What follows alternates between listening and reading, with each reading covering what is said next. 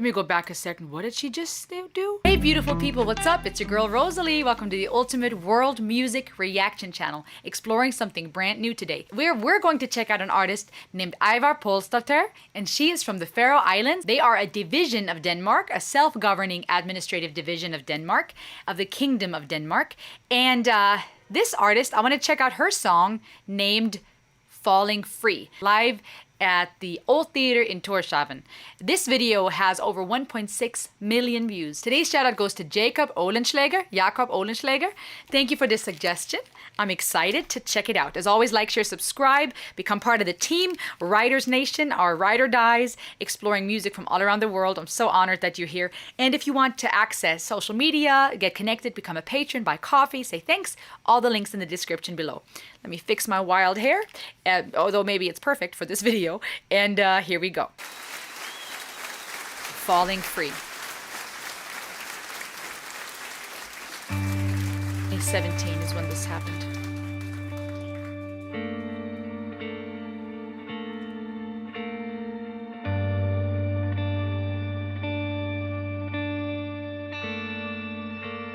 Your eyes tell me stories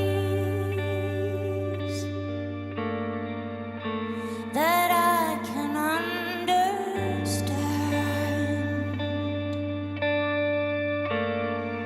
Oh, nice. I have seen the future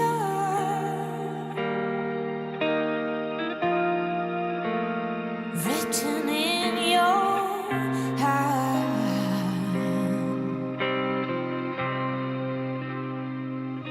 Now I surrender.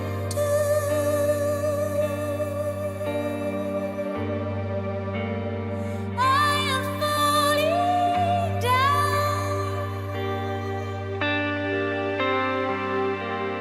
hoping you'll catch me before I hit the ground.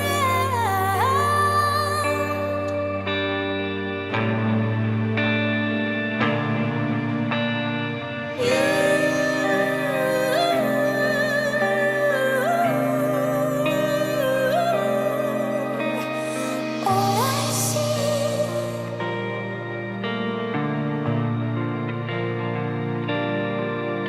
for you,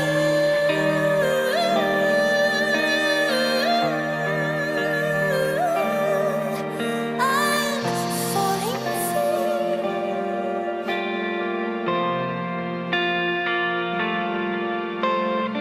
Wow, guys, her voice is phenomenal. Eivør is a singer, songwriter, and an actress. She is the singer of the Last Kingdom theme song. Do you guys know the show Last Kingdom?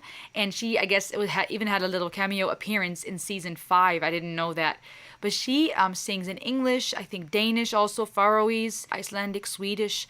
But her voice is phenomenal. A very high, a great range. She can hit some really high notes. Airy, soothing. Wow. I'm falling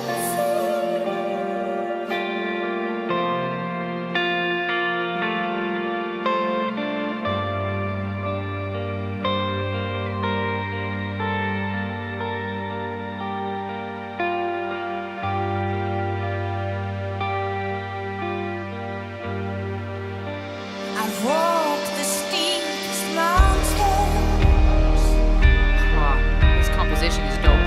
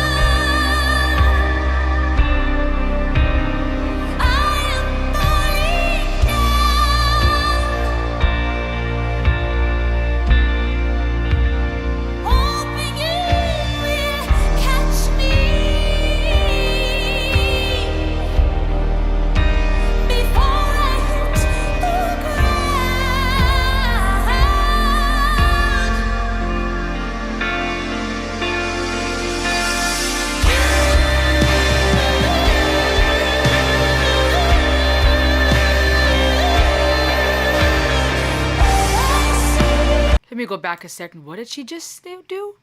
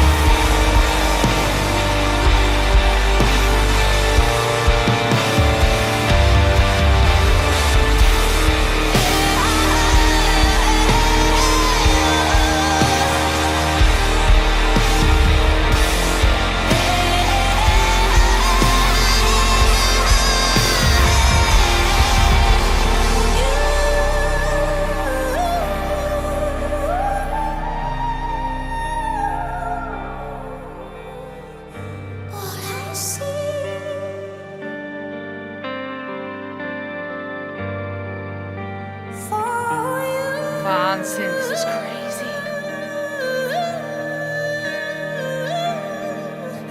I'm falling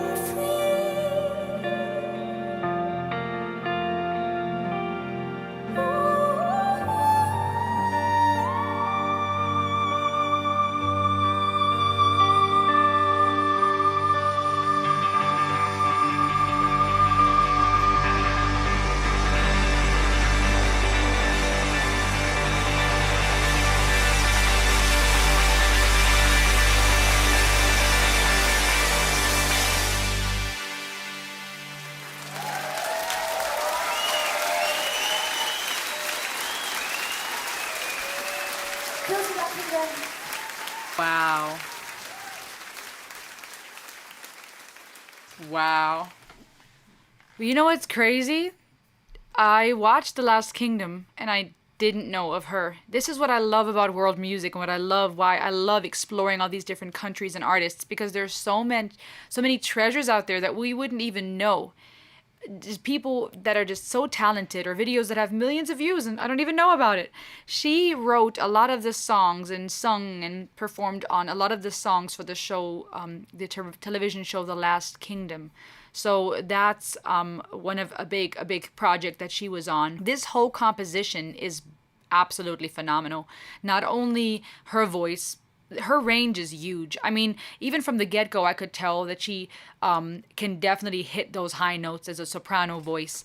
But then she just kept climbing, and she had a certain airiness about her voice that was beautiful. She has great breath control. The way that she held that high note in the end was impressive, but she just kept climbing. And then she even brought in that lyricless vocalization, chanting, that built the whole song. We'll talk about the lyrics in a second. Just beautiful, very somber. Her music, just from the feeling and vibe of this concert, reminds me of an artist named Sohn, S-O-H-N, which is German for son, but he is not a German artist. He's from the United Kingdom, and I was at one of his concerts a few years back, and he also works with a lot of the with these effects that I saw in her music as well, the keyboard and the build and the lights, and just this type of music that you can really get lost in. It's very artistic. The chanting she did reminded me of Aurora, and it's fitting. I mean, she is from the Faroese Islands by Denmark, Aurora being from Norway, I feel like you can sense some of these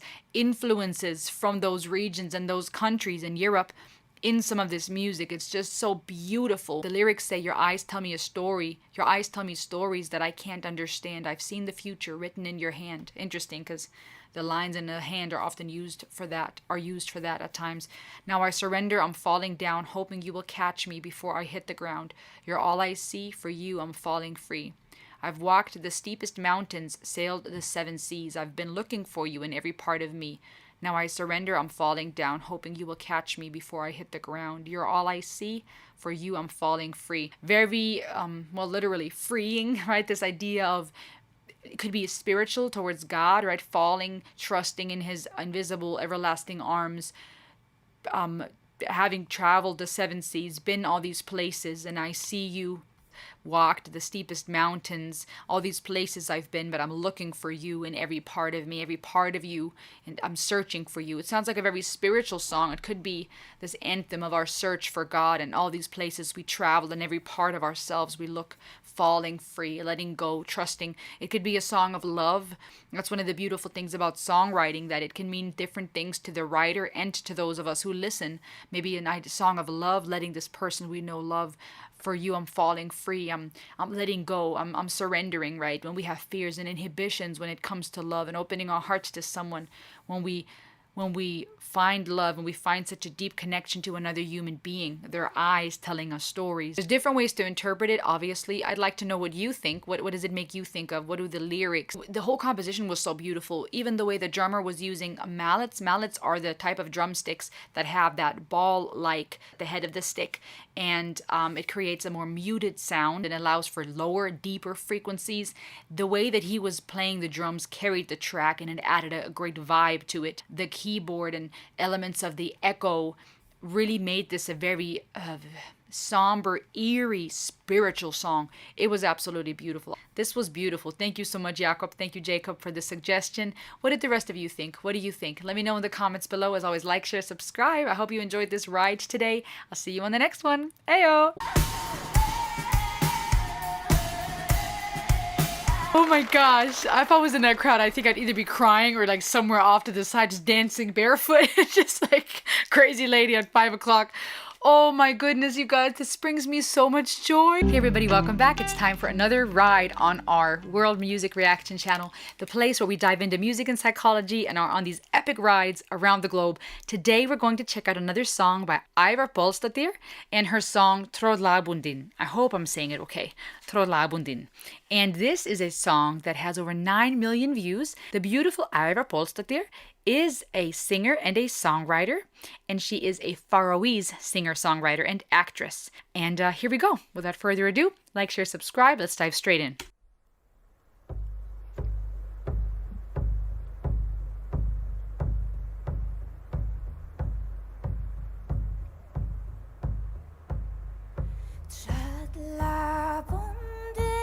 Oh, this is going to be epic.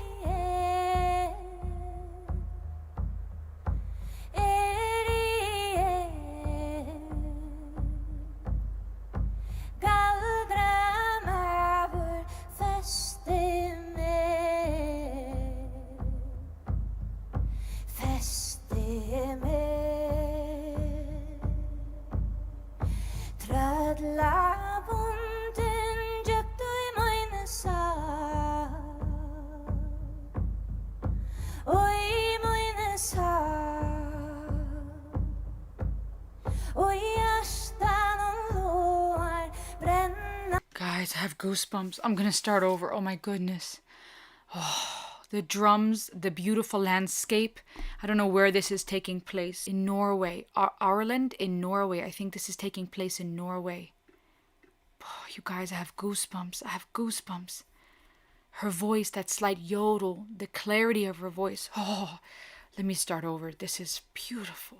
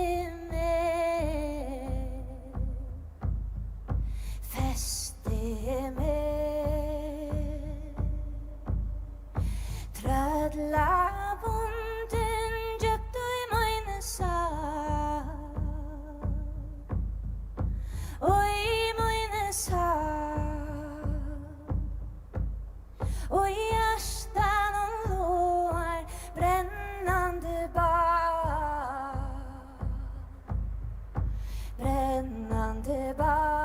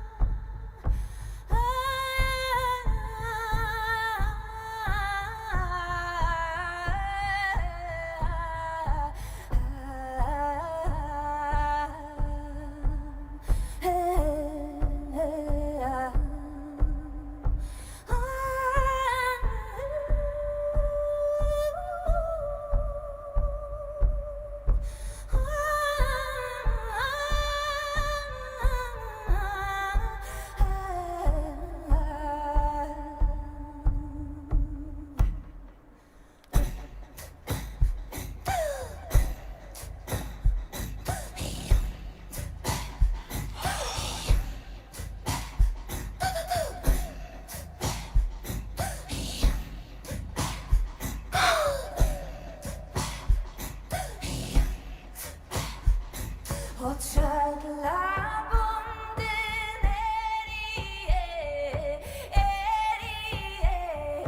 galdra med vår feste med och Tröllabundin djupt i mine sa och i mine sa och hjärtan och loar brännande bad, brännande bad.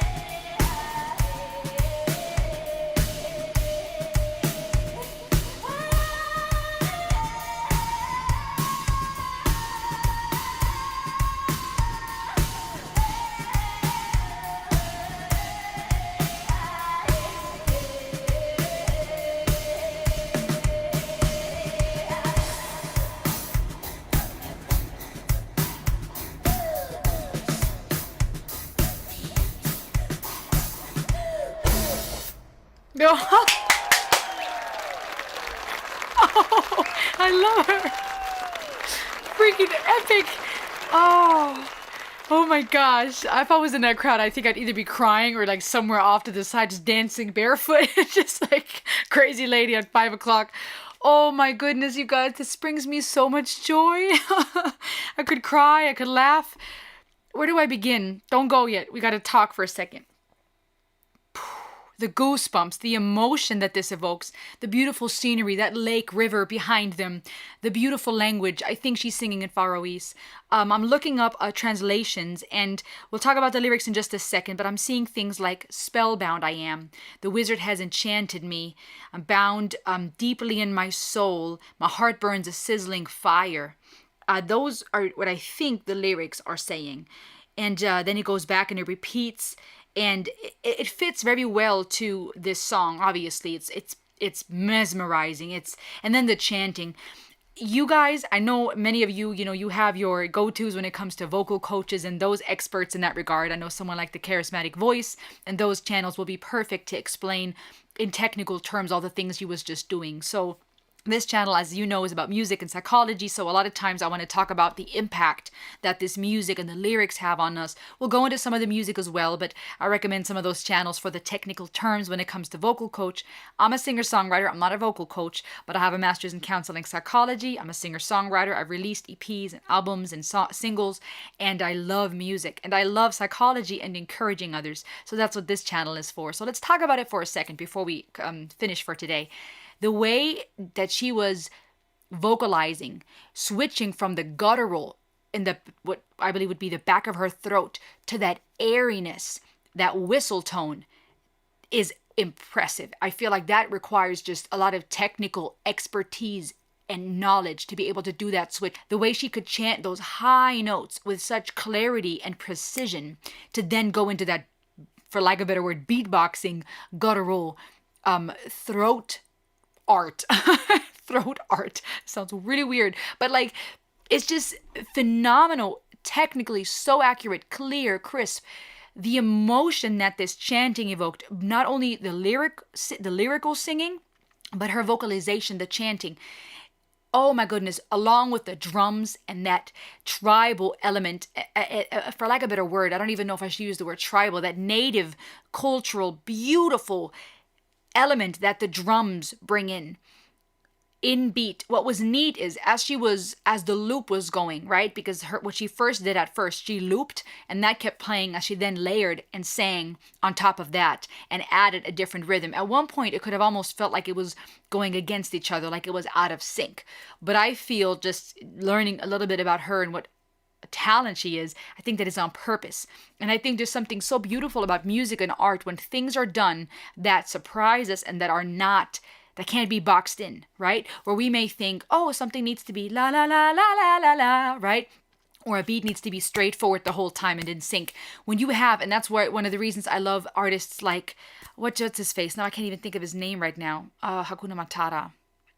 Dang it, I can't think of his name. That's why I love artists that really express themselves and emotion with music in such a unique way that it's just so artistic. So as this first beat, rhythm, and vocalization, singing was looping, gave an element of rawness. It wasn't all perfectly synced the way we'd expect. And this unexpected complementation, the way that the beat and her adding her vocalization on top, the way that it was complementing and working together with a slight delay, to me, created just a feeling of rawness. The way that I would imagine people coming, the Vikings and the tribes and the Scandinavians and the Germanic people and the Norwegian and the Swedish and the people of Finland and Denmark and you name it, all these beautiful nations over the course of history. I imagine the tribes coming together and in their own language, in their own respective way, right? Chanting when they come together around the fire or celebrating or mourning or getting ready for a battle. Whatever life they were living, these were real people experiencing life. And when you have music, it's beyond entertainment. It would be easy to think in our day and age, music is just entertainment. It's meant to make me feel good and happy. But music is art. Music is a way to communicate. Music is a way to process our grief and our joy. It's a way to speak to one another. It's a way to put in words the things we can't, sometimes even without words. Sometimes music that has no lyrics can convey a message. And yes, it'll be received a little differently by you than by me. But that's what makes it so universal and powerful and spiritual. The way that she presented this, it made it raw and real, the way I would imagine the tribes and people coming together singing, like I said, mourning, grieving, preparing for battle, where it's not all perfectly synced up, even rhythmically. And it was well done, and it flowed. And then it morphed from a slight delay rhythmically to suddenly being back in sync. That too, psychologically, is just so fitting to what humanity and relationships and life is about. And while the lyrics, from what I'm seeing, talk about being enchanted and mesmerized, I feel when we are in a place where we are so mesmerized, the way this music touched me, you can see that transition, right? You can see things going from being out of sync, or so we would think, to back in sync and flowing. That's how relationships are. That's how humanity is as we evolve. That's how we people are as individuals. And I think one of the beautiful things about artists like her that are not mainstream on the radio, such a powerful reminder of the art and the beauty that is music, the emotion it can evoke in us, and to remember not to be boxed in by what we would think the world is about when we look at the news or social media. So much gets lost in translation, but life is so much more raw. Emotions and the way things flow, relationships, the way we perceive one another, the life we live, it's so fleeting, you guys. There's so much beauty in this world, and it's worth living. So if you're depressed today, or anxious, or downcast, or you feel small, or something didn't work out for you, a relationship or a job situation, or you feel alone, you're seen, you're loved. Life is worth living. Go get some fresh air. Sit near a body of water if you can. Use your senses to feel, touch, and smell. Play this on repeat if you have to, and just close your eyes and feel the music and come alive in this beautiful life we've been given. It was beautiful. And then the chanting, the vocalization, like I said, that guttural and the airy whistle, the way that she built, the joy and humility she has. I mean, talk about a gorgeous woman. Oh my goodness. I mean, just to me, that throws out of the water anyone who thinks they need to uphold their beauty through tons of makeup and surgery. To me, this is beauty at its finest, musically, physically even, like just beautiful and natural and sweet and Hakuna Matata. I know I'm like dreaming. And then the drums, the way they kicked in, gave it that final climax, and I flippin' loved it.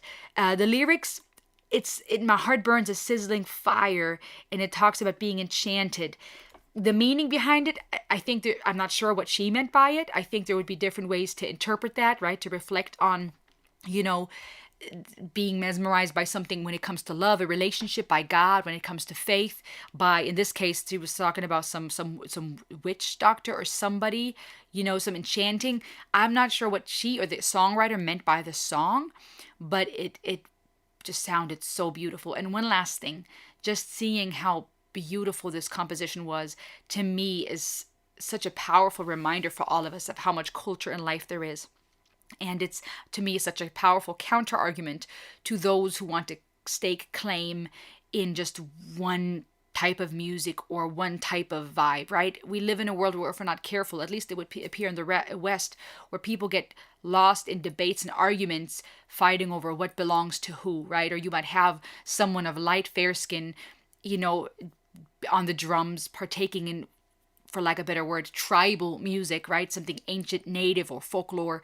And if we're not careful, it would be easy to be ignorant, or to fall prey to ignorant arguments that say, that's appropriation is being stolen from Native Americans or African culture. The world is such a big place. And when we look at Norwegian and Faroese and Denmark and Swedish and Danish and Germanic and all these different tribes, Europe and Africa, around the world, we're all morphing, and one nation influences the other. Some believe it all started in Africa or Ethiopia. We never know where exactly it all started, but you see these different influences, and tribal aspects, ancient aspects, folklore, beautiful cultural elements are just as much prevalent in countries like this, where there's, primary fair-skinned people now. They're just as much prevalent as we find in Hispanic culture and in Latin America, in Native American culture and African cultures. And I think we shoot ourselves in the foot, and we miss the point when we're busy fighting about who's who and what belongs to who, and we don't realize, no, we all, the world is a pretty big place, and these influences come from all kinds of places, and it's not just one belongs to one nation or one origin. It's just so beautiful, so beautiful. What did you think? I may have missed things. Let me know in the comments below. As